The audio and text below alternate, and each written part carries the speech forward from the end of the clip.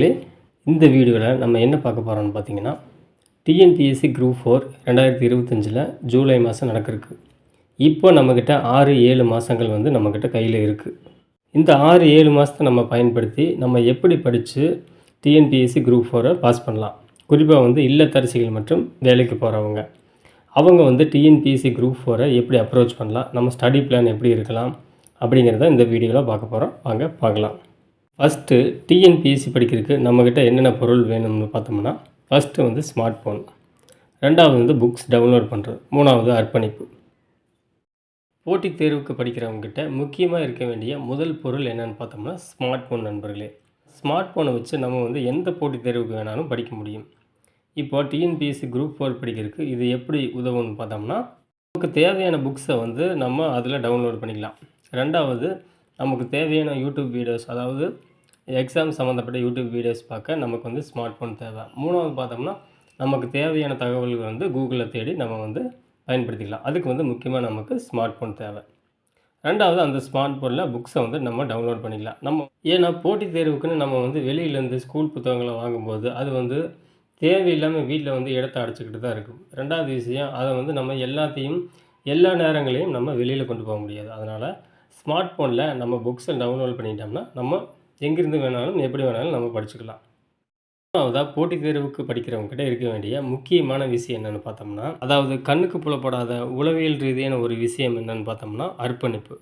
போட்டித் தேர்வுக்கு படிக்கிறவங்ககிட்ட மெயினாக வந்து அர்ப்பணிப்பு வந்து வேணும். நம்ம எந்திரன் 1 வந்து நம்ம படம் பார்த்துருப்போம். அதில் நடிகர் ரஜினிகாந்த் என்ன பண்ணுவார்னு பார்த்தோம்னா, அவர் வந்து அந்த ரோபோட் செய்து முடிக்கிற வரைக்கும் யார் கால் பண்ணாலும் எடுக்க மாட்டார். அவர் காதலி கால் பண்ணாலும் எடுக்க மாட்டார், அவங்க வீட்டிலேருந்து கால் பண்ணாலும் எடுக்க மாட்டார். அந்த அளவுக்கு வந்து அந்த ரோபோவை செஞ்சு முடிக்கணும்னு அர்ப்பணிப்புணர்வோடு இருப்பார். அது மாதிரி தாங்க போட்டித் தேர்வுக்கு படிக்கிறவங்களுக்கு மெயினாக வந்து அர்ப்பணிப்புணர்வுங்கிறது தேவை. இந்த போட்டித் தேர்வுக்கு படித்து எக்ஸாம் எழுதி முடிக்கிற வரைக்கும் நம்ம வந்து இதில் முழு அர்ப்பணிப்புணர்வோடு நம்ம செயல்படணும். இப்போ வந்து குரூப் 4க்கு படிக்கிற இல்லத்தரசிகள் மற்றும் வேலைக்கு போயிட்டு படிக்கிறவங்க வந்து முதல்ல வந்து அவங்க செய்யக்கூடாத விஷயங்கள் என்னென்ன, செய்ய வேண்டியவை என்னென்னு நம்ம பார்த்துருவோம். செய்யக்கூடாத முதல் விஷயம் என்னென்னு பார்த்தோம்னா, சோசியல் மீடியாஸில் டைம் வேஸ்ட் பண்ணுறது. நண்பர்களே, இந்த ஃபேஸ்புக், இன்ஸ்டாகிராம் முதலவே இருந்தால் நீங்கள் குரூப் 4க்கு படிக்கிறவங்களாக இருந்தால் இதை வந்து அன்இன்ஸ்டால் பண்ணிடுங்க. ஏன்னா இவைகளால் வந்து நமக்கு எந்த யூஸும் இல்லை. அதாவது போட்டித் தேர்வுக்கு வந்து இவை பயன்பட போவதில்லை. மேலும் வந்து போட்டித் தேர்வுக்கு படிக்கிற நமக்கு வந்து இது வந்து தேவையில்லாமல் டைம் தான் வேஸ்ட் பண்ணும். அதனால் இந்த மாதிரி ஆப்புகளை வந்து நம்ம அன்இன்ஸ்டால் பண்ணி வைக்கிறது ரொம்பவும் நல்லது. யூடியூப் மட்டும் வச்சுக்கலாம் நண்பர்களே. ஏன்னு பார்த்தோம்னா, போட்டித் தேர்வுக்கு தேவையான முக்கியமான வீடியோஸ் பார்க்குறதுக்கு நம்ம வந்து யூடியூப் வச்சுக்கலாம். யூடியூபே வந்து நம்ம அளவாக தான் பயன்படுத்தணும். அதாவது டெஸ்ட் பார்க்குறதுக்கு, முக்கியமான படிப்பு சம்மந்தப்பட்ட வீடியோ பார்க்குறதுக்கு மட்டும் பயன்படுத்திட்டு மற்றபடி வந்து அதை ஆஃப் பண்ணி வச்சிடணும். ரெண்டாவது, நம்ம தவிர்க்க வேண்டிய விஷயம் என்னென்னு பார்த்தோம்னா, டிவியில் சினிமா பார்க்குறது, சீரியல்ஸ் பார்க்குறது, ப்ரோக்ராம்ஸ் பார்க்குறது.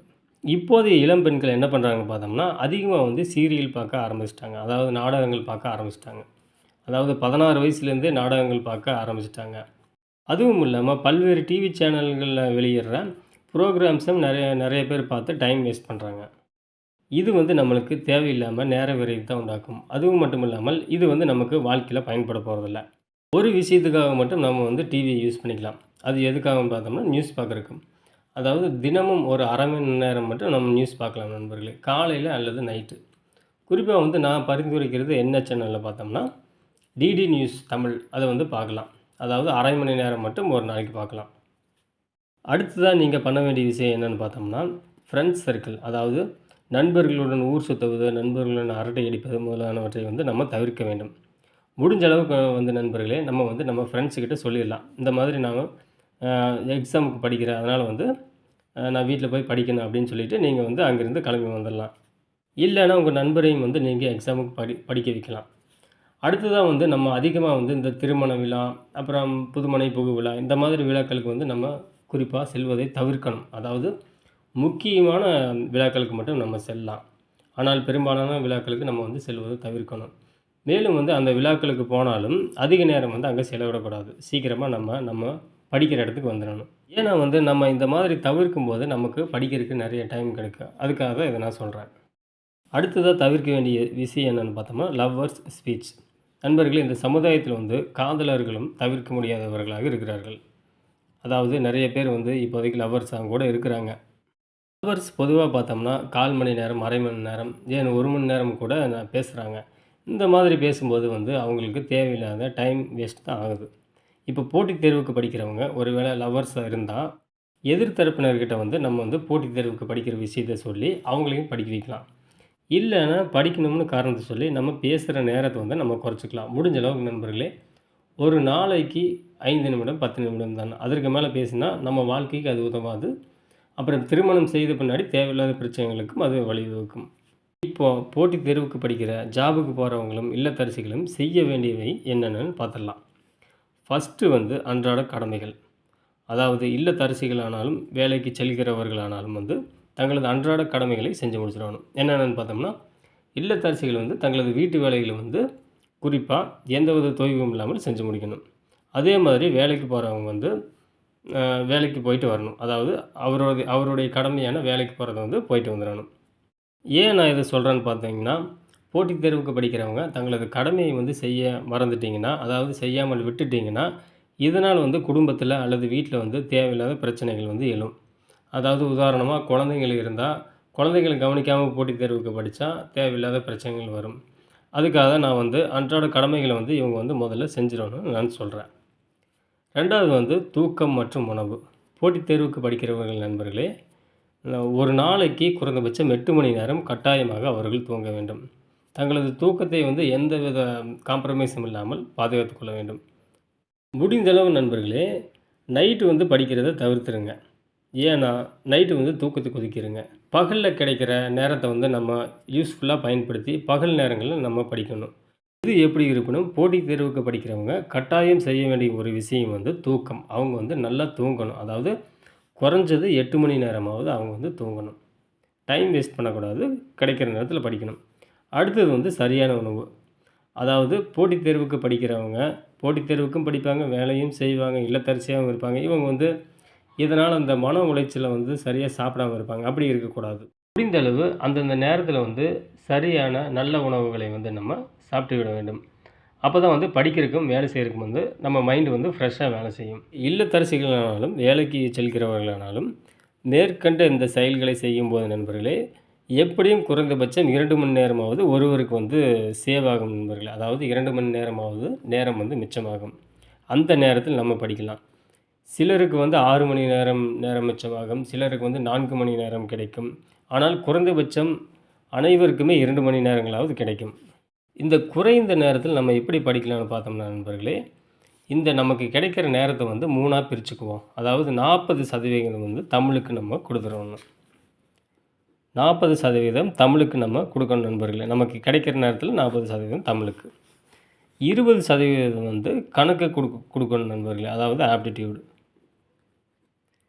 மீதி 40% நேரத்த வந்து நம்ம வந்து ஜிகேக்கு குடுக்கலாம். நான் ஏன் தமிழுக்கும், கணக்குக்கும் வந்து 60% நேரத்தை குடுக்கணும்னு சொல்றேன்னா, ஏன்னா தமிழும், கணக்கும் வந்து 125 கேள்விகள் கேட்கிறார்கள் நண்பர்களே. அதாவது கிட்டத்தட்ட 62.5% கேள்விகள் வந்து தமிழ்லயும், கணக்குலயும் கேட்குறாங்க. இந்த டைம் மேனேஜ்மெண்ட் வந்து நண்பர்களே வெற்றிகரமாக பரிசோதிக்கப்பட்ட ஒரு டைம் மேனேஜ்மெண்ட். அதனால் வந்து இந்த மாதிரி மெத்தட நீங்க ஃபாலோ பண்ணலாம். என்னுடைய பரிந்துரை வந்து இதுதான். இப்ப அடுத்தது வந்து தமிழ் எப்படி படிக்கிறதுன்னு பார்த்துருவோம். நண்பர்களே, தமிழை பொறுத்தளவு நீங்க வந்து எல்லா புக்ஸும் டவுன்லோட் பண்ணிக்கலாம். அதாவது இந்த வருடத்திற்கான புக்ஸ வந்து தமிழ் புக்ஸ், கணித புத்தகங்கள் மற்றும் எந்த புத்தகங்களா இருந்தாலும் டவுன்லோட் பண்ணிக்கலாம். அப்படி டவுன்லோட் பண்ணிட்டு, தமிழ் படிக்கிறதுல ஃபர்ஸ்ட்டு வந்து 6லேருந்து 12ஆம் வகுப்பு தமிழ் புத்தகங்கள நம்ம வந்து படிச்சாகணும். கண்டிப்பா வந்து வாசிச்சா அது ஆகணும். நீங்க வந்து ஒவ்வொரு யூனிட்டா படிக்கணும்.